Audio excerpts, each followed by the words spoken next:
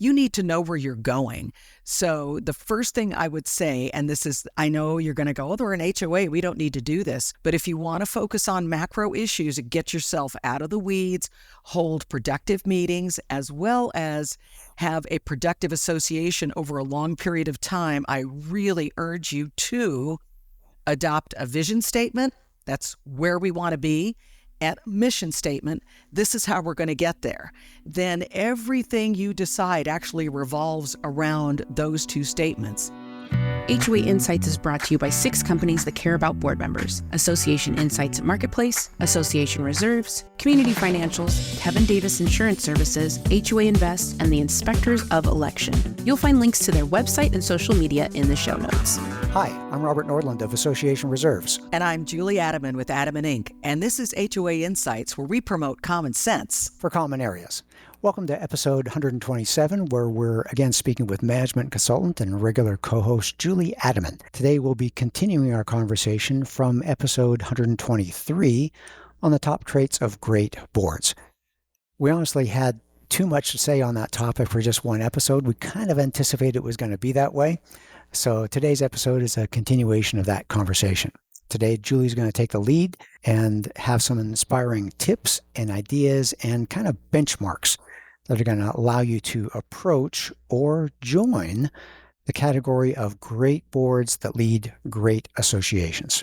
Well, last week's episode 126 featured a great conversation with another one of our board heroes, Michelle Mansour, talking about the challenges, tips, and the strategies of leading her association in South Carolina. So be sure to catch episode 126. But if you missed that episode or any other prior episode, take a moment after today's program to listen from our podcast website, hoainsights.org, or watch on our YouTube channel. And better yet, subscribe from any of the major podcast platforms so you don't miss any future episodes. Those of you watching on YouTube can see the HOA Insights mug that I have, and I think Julie has also. Very nice. Got our merch. Yep. That we got from the merch store, which you can browse through from, again, hoainsights.org, the website, or the link in the show notes. You'll find we have some great free stuff there, like board member Zoom backgrounds, and some specialty items for sale like mugs. So go to the merch store, download a free Zoom background while you're there. Take a moment, look around, find the mug you'd like, and email me at podcast@reservesday.com with your name, shipping address, and mug choice, mentioning episode 127 mug giveaway. And if you're the 10th person to email me, I'll ship you that mug free of charge. We enjoy hearing from you, responding to the issues you're facing at your association. We want this show to be for you, about you, and helpful to you. So if you have a hot topic, a crazy story, or a question you'd like us to address, you can always contact us at 805-203-3130 or email us at podcast@reservesday.com. But today's episode is on us. As I said earlier, we want to continue that conversation from episode 123 about the top traits from great boards. So, Julie, I rewatched that episode, and as a summary, my notes say that we spoke about the importance of regular, courteous, and professional communication. So many things pivot on communication. Speaking with one voice, meaning no public discussion, no division, no stirring up trouble, because it's not just a task, but because when you speak with one voice, you build integrity and credibility, which builds political capital so you can get things done. Number 3, come prepared to board meetings. Be prepared to, Julie? Make decisions. Make decisions. Yeah, because it's not just, oh yeah. You want to be making productive, having productive board meetings, because that, again, leads to credibility, community interest, and has anyone in attendance think, oh, these people got it together. Yeah. The association is good hands. They feel better about what they're seeing. Part of that is number 4, stay on the agenda. Part of number 5, know your financials. Yes, you have a treasurer. Yes, you have a manager. But you need to know in your heart, are we in trouble? Are our numbers going up? Is that good? Are our numbers going down? Do we have problems? Do we need to be cautious? Do we need to be careful on any expenditures? Rely on advice from experts. I mean this lovingly, but to our board member audience, you're average homeowners. Likely you're not all-stars in particular fields. And so you need experts to help you navigate the way forward. Don't be penny wise and pound foolish. Don't always choose the lowest cost provider. Use quality service providers and pay for the experts to give you wise counsel, keeping you on the straight and narrow. So that all saves you 25 minutes, half hour, but there's a lot more to it, but we wanted to build on that. So what more can we say about great boards? What do they look like? We can say so much about great boards because I've worked, and so have you, Robert, literally with thousands of boards over our careers. Yeah. And boy, when you're working with a good one, it is just like a symphony playing. You're working with a bad one, it's like you're stuck in the mud, just like a tractor in the mud. That's what you're at. So there's so much to talk about good boards, and there are so many of them out there. But for those of you who are struggling, maybe you think we're a good board, but we could be better. I think a lot of this episode will be really good for you. So we have some particular topics we're going to talk about today. The first one I want to go with is a subject that's near and dear to my heart, which is focus. As a board, you need to focus on macro issues, not on minutia. As board members, your job is to set strategy and set policy, and then let everything else play out. If you have a management company or an on-site manager, or even if you're self-managed, the board itself, they may do some of the other stuff that happens, but you need to know where you're going. So the first thing I would say, and this is, I know you're going to go, we're an HOA, we don't need to do this. But if you want to focus on macro issues and get yourself out of the weeds, hold productive meetings, as well as have a productive association over a long period of time, I really urge you to adopt a vision statement. That's where we want to be. And a mission statement. This is how we're going to get there. Then everything you decide actually revolves around those two statements. If it kind of keeps you from getting off track, maybe someone wants you to do something that really isn't part of what your association should be doing. Does it fit in with the mission? Does it get us towards the vision? If the answer is no, then that's a subject you don't need to waste your time on. So that's the first thing, the big thing to do in focusing on the macro issues. What does that look like? Because I remember in the early days of association reserves, we hired a consultant, and the consultant said the same thing to us. You need a vision and a mission statement to let you know where we're going. And we said, why do we need that? We're a reserve day company. We prepare reserve days. How much more complicated is it than that? They walked us through the exercise, and we are a seasonal business. We do a lot of reserve days in the summer and fall for our December 31st clients. And then we have a slower season because there's not as many associations with a January, February, March, April, May, all those other your fiscal year ends. Yeah. And at one point in time, one of my staff said, well, why don't we have ladders, we have people that go out to the field, we have people that make appointments. Why don't we string Christmas lights and make some money that way in December, a slow month? And I remember smiling because finally I had a reason to say no, because we have a mission statement that we are providing financial clarity for associations. And it was amazing to say, no, we provide financial clarity for associations. We don't just do scatterbrain things because we have ladders.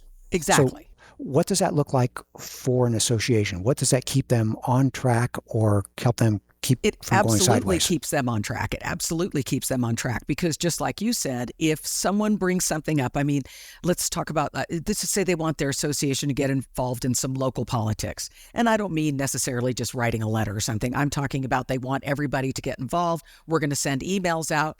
Have a candidate forum in the clubhouse. Have a candidate forum in the clubhouse. Is that a part of our mission?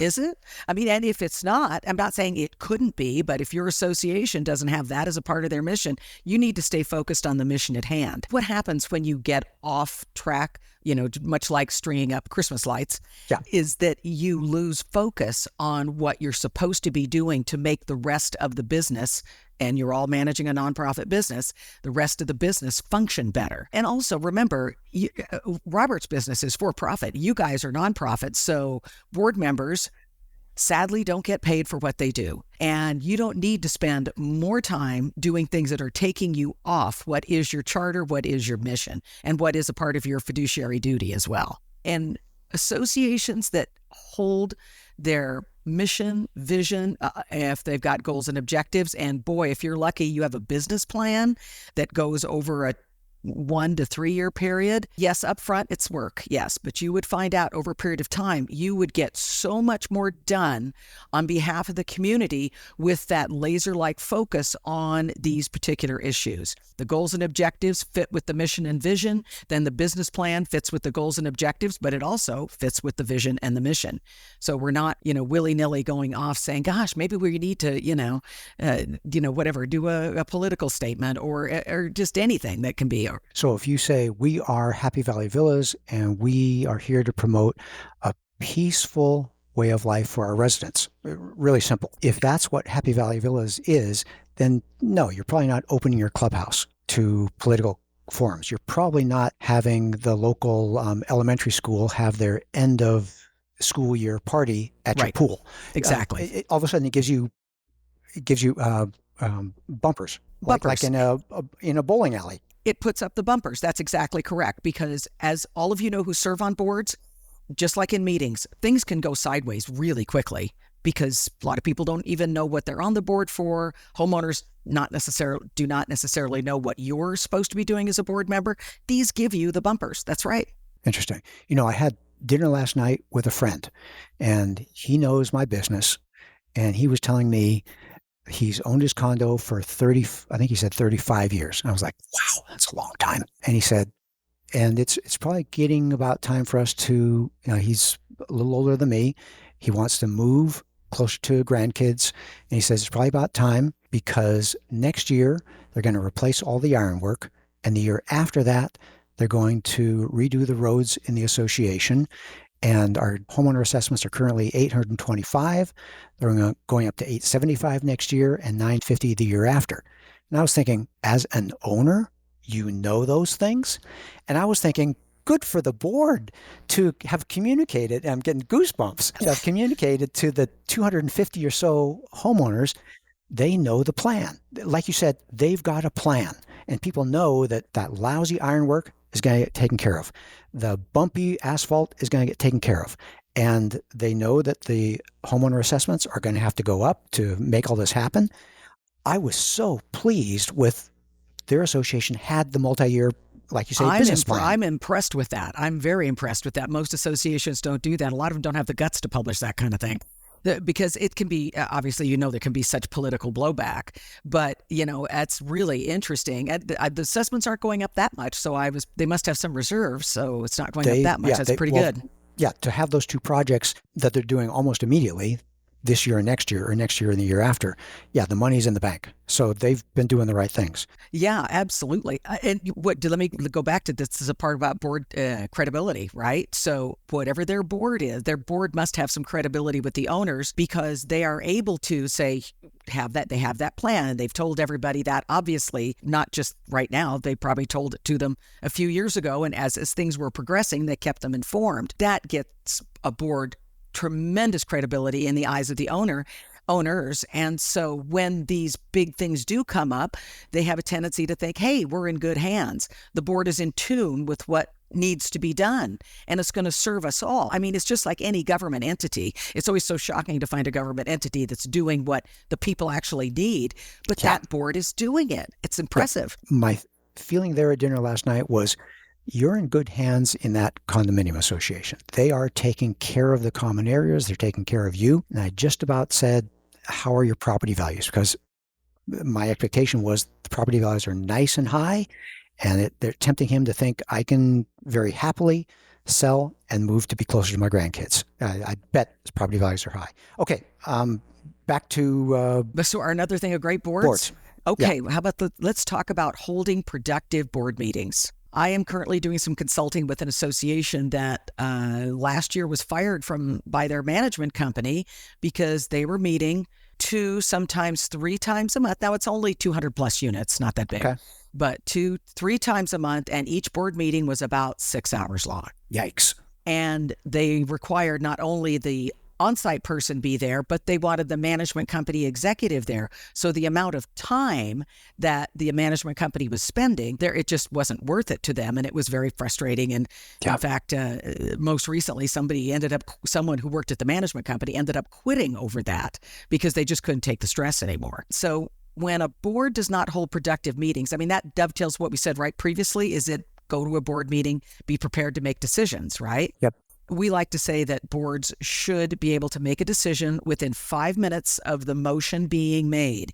If you can't make it in that amount of time, you're not ready to make the decision. Table it, move on to the next item. You probably don't have enough information, or you haven't gathered the political capital or whatever you needed to get that motion passed, right? Yeah, let's say that again, because that was a fantastic measure. Once a motion is made, if a board is not ready to make a decision on that motion within about 5 minutes, you're probably not ready to make that decision. Now, I know that sounds really short to a lot of you folks, but that tells me you probably have longer board meetings than you need to. All the information that you need to make big decisions should be within the board packet, or the information that is given to the board ahead of time, whether you're doing it in-house or whether you have a management company doing it or an on-site manager doing it for you.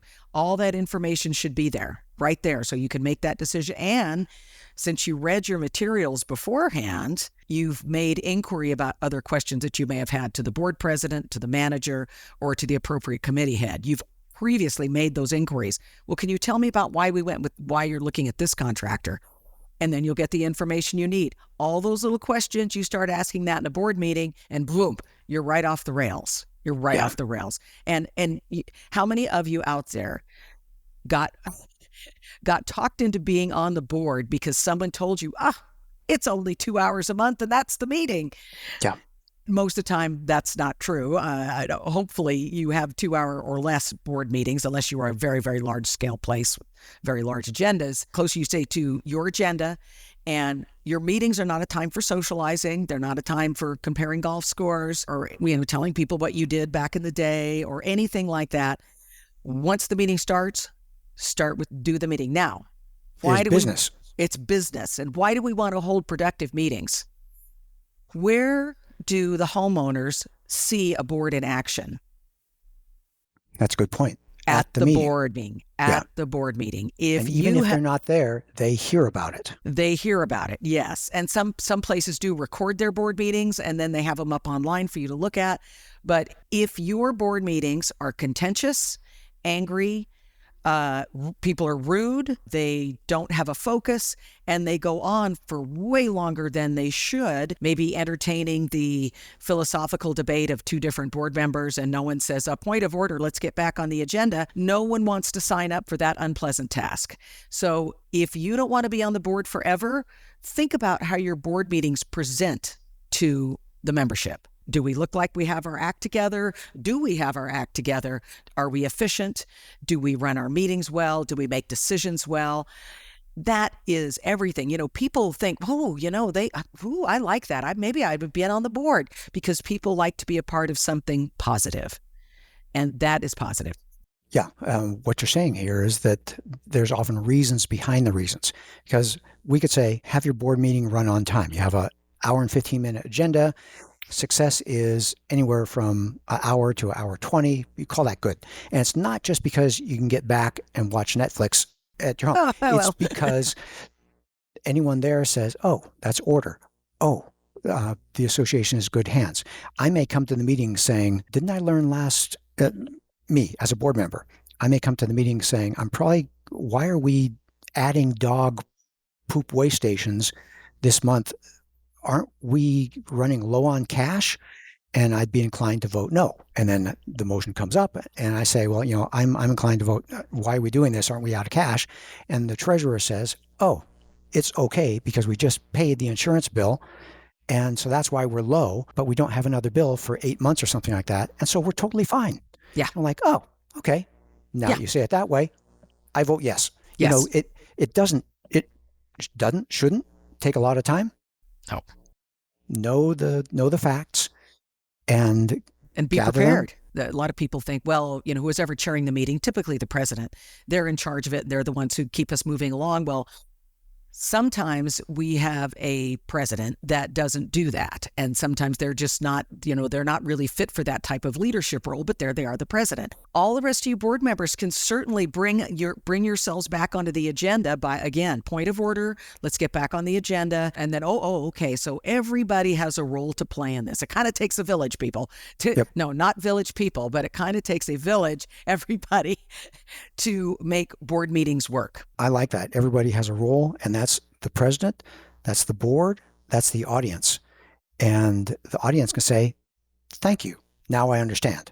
And just be supportive. Like we started out last time, we've got a long list of things. We do. We are gradually working our way through, but this is good stuff. But before I tackle another one, it is time to take a quick break, after which we'll be back. But we want to hear from one of our generous sponsors, and then we'll be back with more top tips of great boards. Top traits. We will give tips about top traits. That's okay. Right. Is your HOA or condo self-managed and you don't want to work as hard volunteering? Are you full managed and looking to save money? Or are you looking to split the accounting from a manager's role for better service? Let Community Financials handle the monthly accounting for you. We collect dues, pay bills, produce financial reports, include portals, and help with other support services, all while providing awesome service. We'd love the opportunity to help you make your community accounting stress-free with our industry-leading systems and expert team. Visit our website, communityfinancials.com, to learn more. And we're back.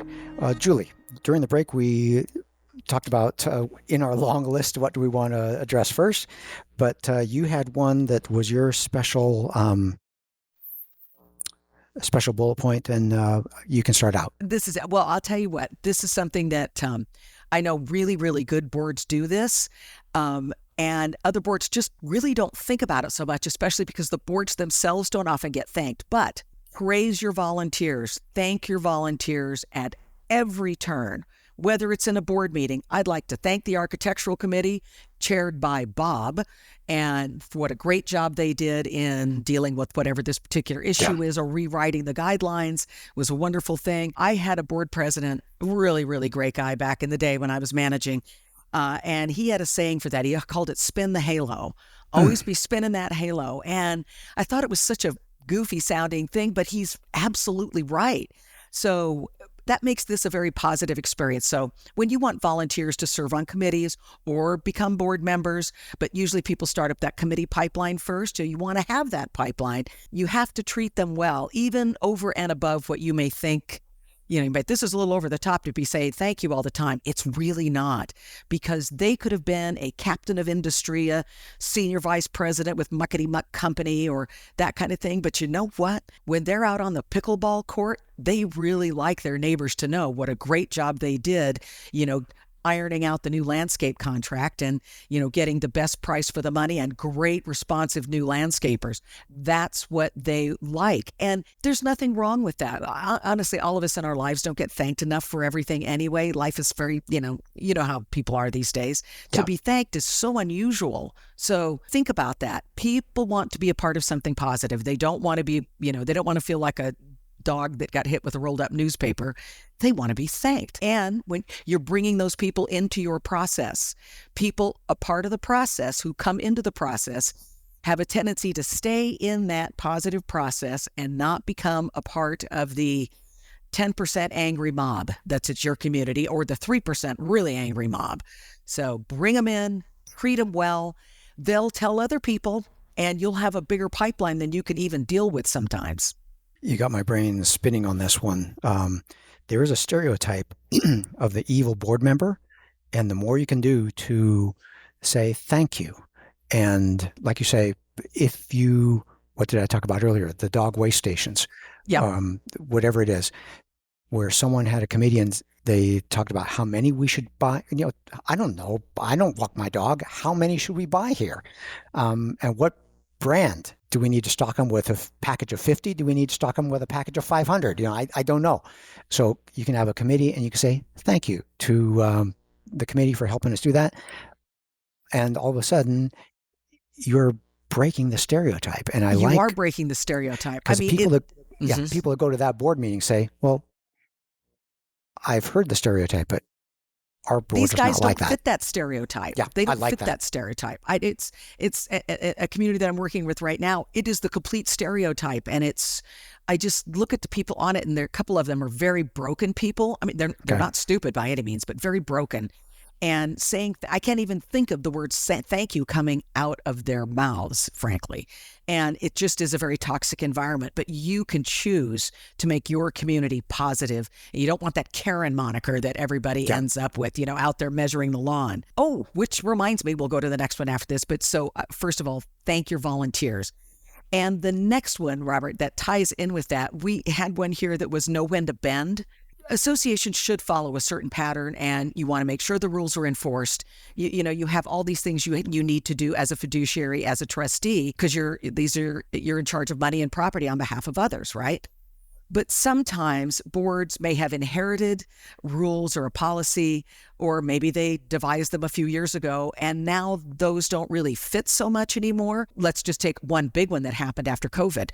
Almost everybody can now hold their meetings via Zoom or Teams or something like that, right? Just like what we're doing here. But the association says, nope, we have to have them in person.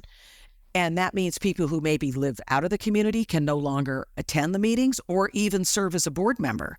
Because typically, if you can get in on a Zoom meeting, you can serve as a board member. It's pretty good. So if the associations didn't bend to that, and luckily a lot of states said to change their laws, and that happened, but I'm just using that as an example. So I think you had a really good example, Robert. Maybe I read it in here, was if it has been pouring down rain and and the trash cans are still out, but it's been pouring rain for 24 hours, maybe it's okay not to go out and cite people that day. Maybe wait till the next day. I mean, like just that puts you in tune with what your people need. It's like saying you have to shovel your driveway because the snow's this thick. Well, if Mrs. Smith's son, her adult son who happens to live with her, is out of town for 2 days, that driveway may not get done. Yeah. So it's just a matter of being aware and in tune with what your owners need. Yeah, there's an element of that both these points. Be a good human and know your people. And it reminded me of a phone call I made a long time ago. We had a good couple friends that they lived in an association where I knew about it because I'd done the reserve study for it. I knew the property, and her husband died suddenly from a heart attack. And it was devastating. And it was just awful. I remember my wife and I on the way home saying, what can we do? And I said, I'm going to call the management company. And so I knew the management company. I called and I said, I'm a friend of the people who live in XYZ, unit number 13. The husband just died of a heart attack. Can you put an asterisk on their account and give them a little bit of grace? Because I bet she's going to be late on her monthly assessments the next month or two. Can you put my name on the account? But give her some grace. She just lost her husband. Things like that. Be a good human. Know when to bend. There is often a good reason. The son-in-law who's out of town can't help the nice old lady shovel her driveway. Just that kind of stuff. Yeah. Which is back to fighting the stereotype. It is fighting the stereotype. And there's a stereotype in HOAs for a reason. We've all seen the videos, the TikTok videos or the X videos. I just saw one last week, Robert, this guy, and it was really bizarre because, it's at night, those Ring cameras and stuff, they kind of have this eerie sort of black and white thing. And this guy, he puts his face right up next to it. I mean, close. And it's very bizarre. He's like, well, I'm on the board. It's 11:30 at night. And I'm going to be enforcing the rules, not you. It was unbelievable. And it went everywhere in our industry. Yeah. People shared it and all that stuff. So there is a stereotype, mostly because people get on boards for a lot of different reasons. Unfortunately, one of them is a power trip. People do like that. So anywhere you can, not reinforce the stereotype. And I like what you said, Robert, be human. I think that should be like at the top of every agenda. I think, but really it's just treating people with kindness. Still doesn't mean you're not doing your job as a board member, but treating people with kindness, maybe giving a little grace when you need it. I have a whole program for boards that's grace under pressure, about how to deal with that kind of thing. So I just think it's a good thing to do. Fight the stereotype. Don't be one. I'm thinking also that the be the good human, the kindness, all this wraps around we talked about being a good fiduciary. I think we talked about acting like a good fiduciary last time, and that's a focus on the board member. But the other part of it is the homeowners have, with open hands, said, I just bought a home here. I'm entrusting you to take good care of it. And you want to honor that trust that they've put in you. That it is not only your job, but it's an act of kindness to take good care of that. If I had a friend who said, we're going out of town, it's a long ways to the airport from my house. Can I drive to your house and get an Uber from your house?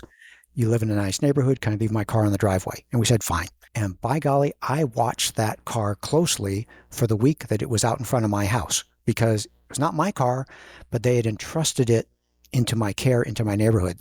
And you can choose to be that. You can choose to be the good neighbor. You can choose to be the good human and act with kindness. And that's what we're asking from a good board.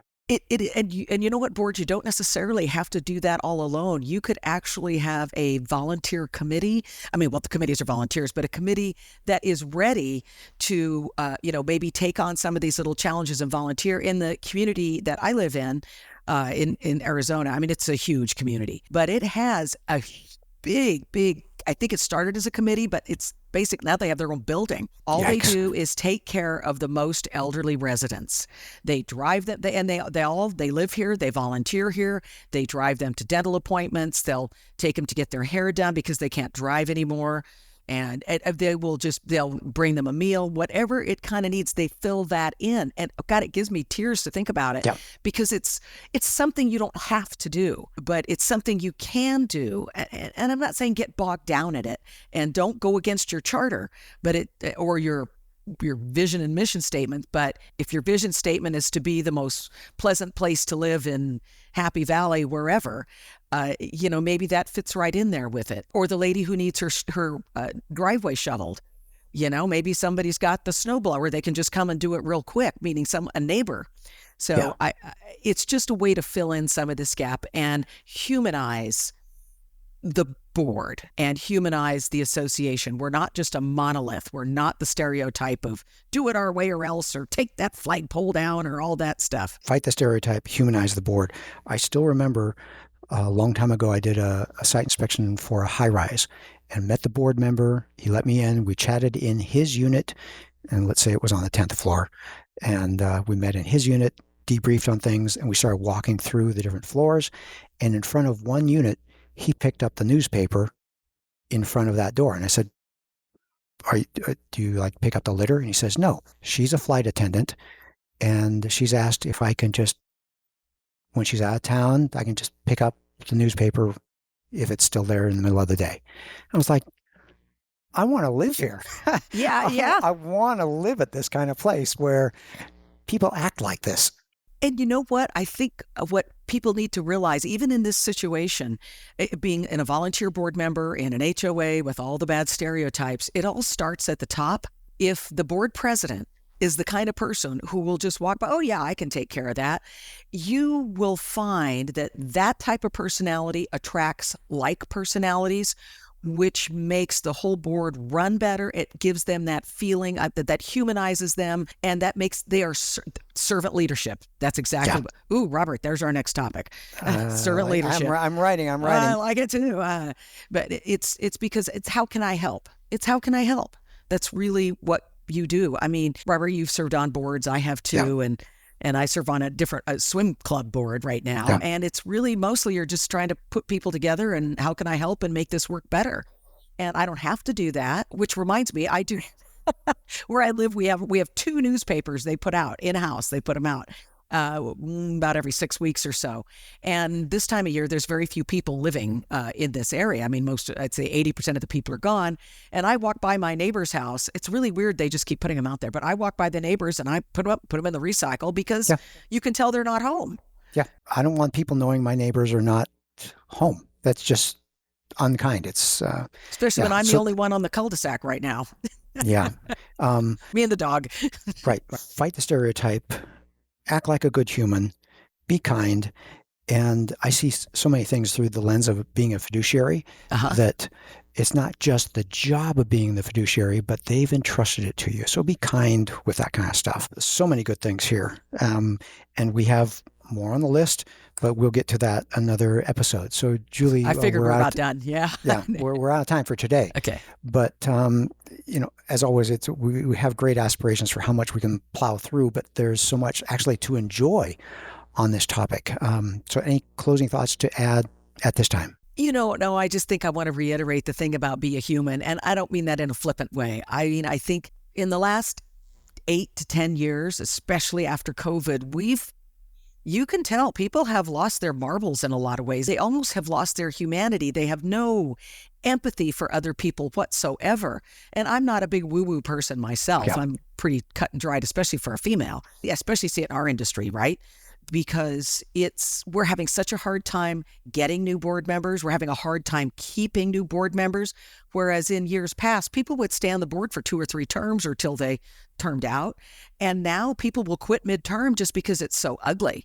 Yeah. So I know we can't fix everybody in our communities, but we can present an image that will definitely make our lives better. But maybe the association itself will start to reflect how we are presenting ourselves. Human, kind, still doing what's best for the community overall, being communicative, transparent. We didn't talk about the transparent and accessible. Right. And we'll get there. Yeah. And think Not about today. the people around you. Yeah. No, I got it. Get the shepherd's hook out. You said it with COVID-19. But that made me think, be infectious for the right reasons. Have that That's good. Roll forward, because if you can smile, if you can know when to bend, if you can praise your volunteers, just the little simple acts, you start to think, I like this place. I like this. And you begin to like the association. You begin to feel like you're in good hands. And we want to do everything we can to see more and more of that across the country. Well, we hope you learned some HOA insights from our discussion today that helps you bring common sense to your common areas, or give you some ideas that make you think, I could do that at my association. So thank you for joining us today. We look forward to bringing many more episodes to you week after week after week. We'll be here. It'll be great to have you join us on a regular basis. Spread the word. You've been listening to HOA Insights, common sense for common areas. If you like the show and want to support the work that we do, you can do so in a number of ways. The most important thing that you can do is engage in the conversation. Leave a question in the comment section on our YouTube videos. You can also email your questions or voice memos to podcast@reservestudy.com, or leave us a voicemail at 805-203-3130. If you gain any insights from the show, please do us a huge favor by sharing the show with other board members that you know. You can also support us by supporting the brands that sponsor this program. Please remember that the views and opinions expressed in this program are those of the hosts and guests, with the goal of providing general education about the community association industry. You'll want to consult licensed professionals before making any important decisions. Finally, this podcast was expertly mixed and mastered by Stokelight Video and Marketing. With Stokelight on your team, you'll reach more customers with marketing expertise that inspires action. See the show notes to connect with Stokelight.